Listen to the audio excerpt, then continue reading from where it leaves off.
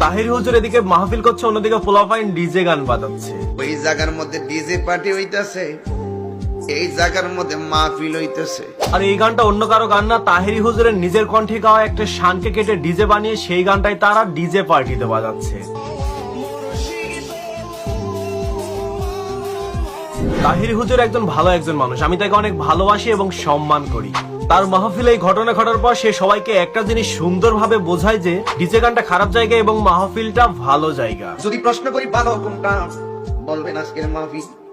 যদি বলি মন্দ কোনটা, বলবেন ওই ডিজে পার্টিটা। আগুনে হাত দিলে হাত পুড়ে, আর পানিতে হাত দিলে হাত বোঝে। আগুনে দিলে হাত পুড়বে, পানির মধ্যে হাত দিলে হাত বুঝবে। হুজুরের কথা একদম সত্য, কারণ ইসলামের সাথে হুজুরদের সাথে বিয়াদবি করে কেউ কখনো উন্নতি করতে পারেনি আর পারবেও না।